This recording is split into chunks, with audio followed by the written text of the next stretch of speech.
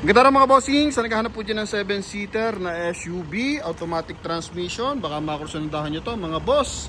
Freedom White na Toyota Fortuner 2014 model mga bossing.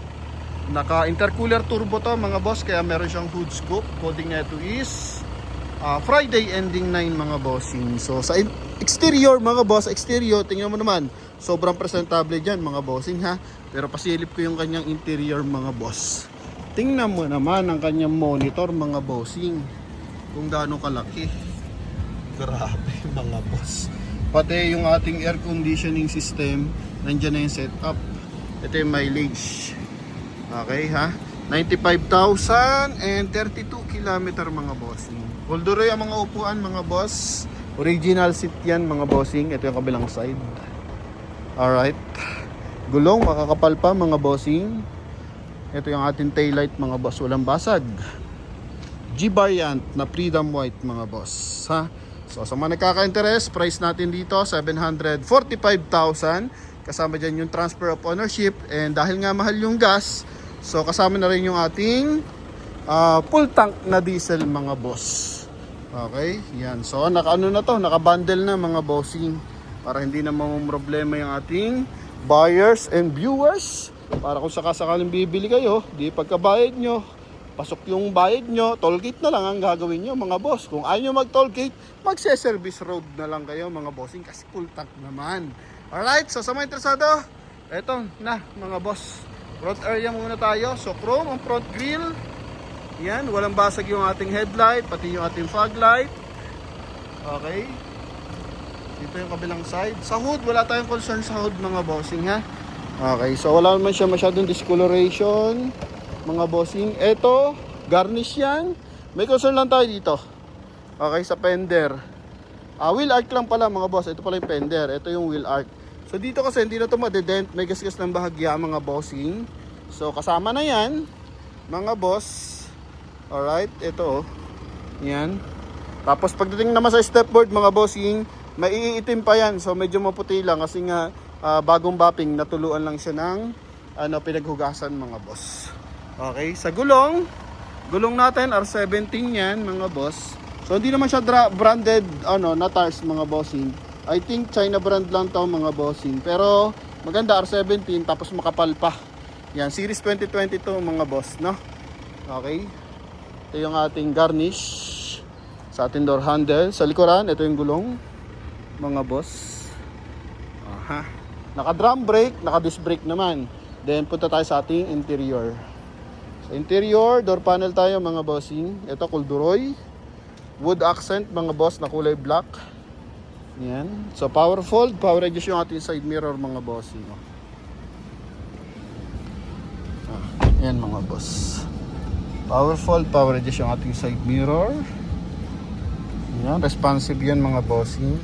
Pati dito sa kabilang side. Okay, ito yung dashboard natin. So naka dual airbag yan mga bossing.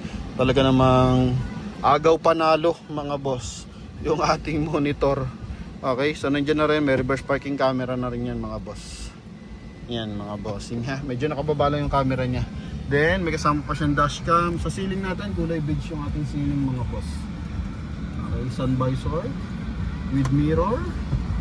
Dito rin mga bossing. Ito yung hand grip, magkabilaan mga boss. Sa tint natin, check natin kung may brand yung tint natin mga bossing. Wala mga bossing, no? Ano nakalagay? Solar guard ba mga boss? Parang solar guard eh. So medyo matagal na rin yung tint nito mga bossing, pero maganda. Ayun so ito pala, Sorlex mga bossing, Sorlex R. So magandang klase ng tint din to mga boss.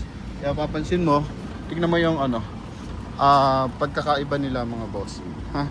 Pero pag titingnan mo dito, hindi ka masyadong kita sa loob mga boss, di ba? Pero dito sobrang liwanag mga boss. Okay, yan, dito naman mga lang to, cup holder. Yan, automatic transmission. Yung switch ng aircon natin mga bossing, ito mga boss ha, nandito na. Kung gusto mong adjust, bensan, hard touch lang siya mga bossing. So ganun talaga kasi nabibilad siya sa araw mga boss. Pero panalo mga bossing ha. Pwede mo i-connect yan sa iyong Bluetooth, okay, or USB port, pwede rin mga bossing. Oh, no? Navigation, wala na siguro tong SD card kasi hindi nagko-connect yung kanyang navigation. Or kailangan nako-connect sa phone mo. Ayun pala mga boss oh. Kailangan connect mo to sa phone mo mga bossing para gumana yung navigation. Okay, kasi Android na to mga boss, no? Hindi niya makuha. Okay, pero pag naka-connect yan, kuhang-kuha niyo na yan mga boss. Upuan, wala mga lunduyan mga boss ha. 2014 model pero sariwa pa, wala mga punit. Okay. Yan. Kabilang side, ito yung kabilang side mga boss. Yung kanyang floor mattings, originally pa, release from Toyota yan. Armrest. Bango ng loob mga bossing ha. Yung ating aircon ventilation hanggang third row yan mga boss. Meron yan dyan, papakita natin. Para at least kahit long drive, nasa third row yung pasahero, hindi may initan mga boss. Dito lang sa ating tag dito, rear bumper. So dito may mga stretch mark kumbaga mga boss. Yan, may mga stretch mark lang. Pero wala siya namang basag mga boss. Sign of aging lang siguro nung bagong pintura na na patungan na medyo matigas. Tapos ito, disregard nyo lang to mga bossing. Hindi siya match dito mga boss, no? So nilagyan lang para at least kung may lalagay na gamit, di madudumihan. Pero yung kanyang third row na upuan, para hindi pa siya nauupuan mga boss. Kumbaga, hindi masyadong gamit mga bossing. Although naupo naman. Tapos yung ating mga aircon lover, all goods yung mga aircon lover natin mga bossing ha. Yan nasa ceiling. Oh, yun yung flooring, pati flooring brown mga boss. Okay.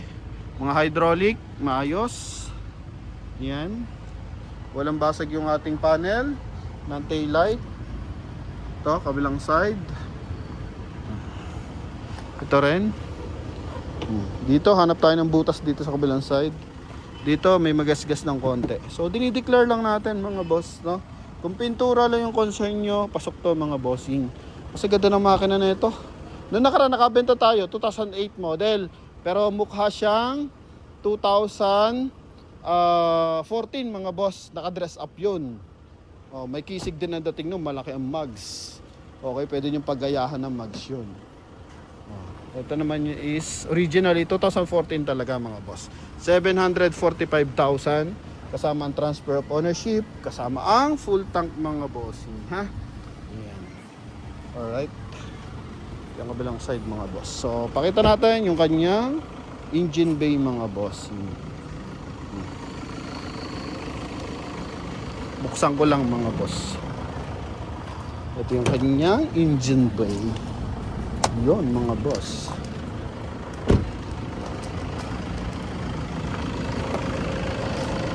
Oops. Ito mga bossing ha. Hanggang ilalim yan, kitang-kita ng camera natin yan mga boss. Wow, marinit. Oh. Walang tagas yan mga bossing. Mga boss ha. Wala pong tagas, wala yung panel. Ganyan tayo magpakita mga bossing. Yung mga bangat-bangat ng langis. Pati dito. Yan, walang yupe. Maayos sa mga quarter mga boss. Okay? Yan. So walang sign na nag-overheat. Yan, pag mamumuti-muti yung kanyang housing ng coolant o yung bahay ng coolant mga bossing or yung coolant reservoir, yun, pag yung mamuti-muti, possible nagkaroon ng overheating yan mga boss, no? So yun lamang mga bossing. Napakaayos natin yung ating unit na to. So mga interesado, pwede kayong tumawag sa ating contact number na nasa screen. Connected po yun ng Viber and WhatsApp. Pwede nga abangan ng full review nito sa ating YouTube channel. Ito na pala yung ating full review mga boss. Sorry, nasa YouTube channel na pala tayo mga bossing.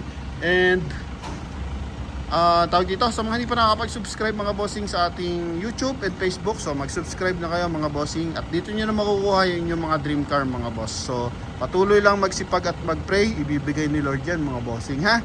Saan mga kayo lupalop ng mundo, mag-ingat kayo palagi mga boss. Kutang ko lang para makisig.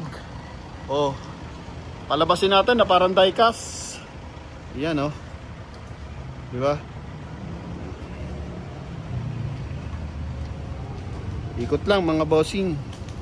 Para at least makilatos mo na maigi. Okay, kung pasok ba sa garahe. Yung sa quality, madali na yun mga boss eh. Sa garahe, kung pasok sa garahe mga boss. So, yun lamang mga bossing. Thank you. Ingat po kayo palagi. Bye-bye.